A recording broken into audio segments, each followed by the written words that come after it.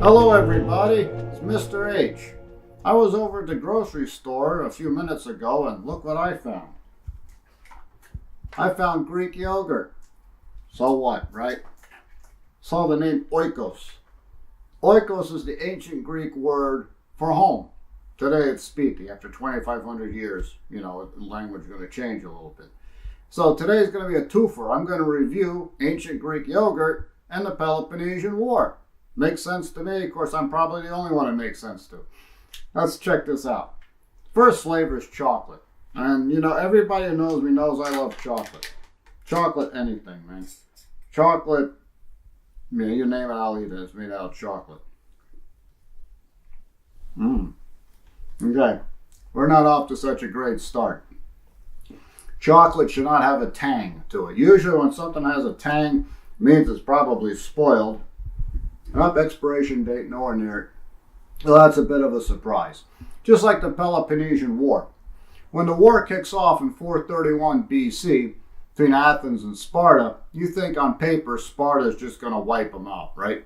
Got the great hoplite army and, hey, it's Sparta. Athens has the navy. So the Spartans march up to Athens expecting the great big battle, wipe it out and take the city by storm. And lo and behold, there's a huge wall around the city. And everyone is piled into the city. They're going to wait out the Spartans. They got the food. They've got housing set up. Hey, Pericles thought this thing out. So as you can imagine, it's a really bad surprise for the Spartans. Much like the tang on this chocolate. Chocolate should not have a tang to it. That's just one man's opinion. Now, since Sparta is a land power and Athens is a sea power, we get the same problem we're going to see over and over throughout thousands of years of history. Land powers have trouble defeating sea powers. In fact, it's never happened. They fought to a draw a couple times.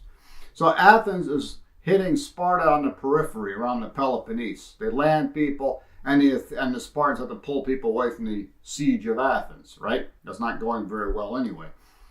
At some point around 421 BC, the Athenians land at a place called Pylos. Sometimes they call it Spacteria. And the Spartans think they have a chance to ambush and destroy a major Athenian landing party.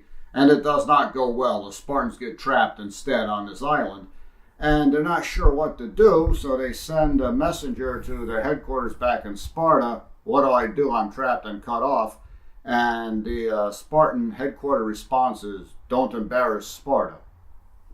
So they decide to surrender. Yeah, Spartans surrendering. 292 Spartans surrender at Pylos Spacteria, which is a huge shock and a huge surprise. Much like the tang on the chocolate. Yeah, it just bothers me somehow. So they sign a ceasefire and we go into the second part of the Peloponnesian War. Now, the second flavor I've decided to check out is banana cream. Let's see how that one goes. Now, since they have a ceasefire that goes on for a few years, try out this chocolate again. Do not like that tang. All right, chocolate cream, banana cream. Check this out. Tastes like a banana. Very good. I like this a little bit better. Got a little bit of a tang to it, a little bit of a surprise. Yeah, this one might be okay. So in the meantime, you have this ceasefire from 421 to 413. Now, what's going on? Well, in order to beat the beast, you have to defeat the beast. So Sparta decides to build a navy. But navies cost a lot of money. So where would they get the money from? Hey, they're going to get the money from Persia, which is a big shock. Almost as big a shock as getting a tang in your chocolate. You're getting tang on your chocolate, right? Anyway, so they get the money from the Persians. And how much money do they need? They need a lot of silver. It takes 1 talent of silver to build a trireme and takes another talent to maintain it. A talent of silver is 13 pounds of silver. So as you can imagine, they need money from someplace. It's going to be Persia. What's Athens doing in the meantime? Athens, instead of backing up and waiting for the inevitable, Spartan assault, decide for some reason to attack Sicily, 800 miles away. Well, given the Athenian penchant for not leaving anybody alone, it's not that big a surprise.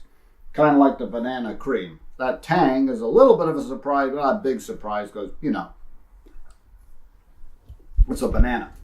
So anyway, Athens decides to invade Sicily, and that doesn't go well. Their entire fleet gets destroyed, and so does the Aura of Invincibility.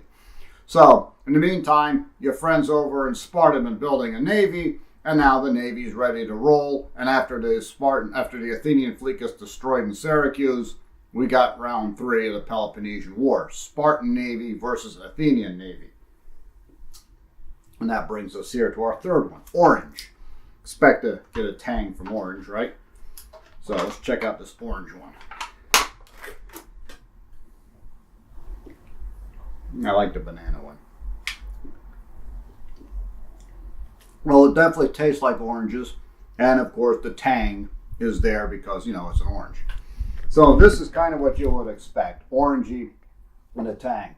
Kind of the same way you expect the naval war between Sparta and Athens to go. Athens wins it first, because since they got all the money coming from Persia, they'll just keep building more ships and wear the Athenians down.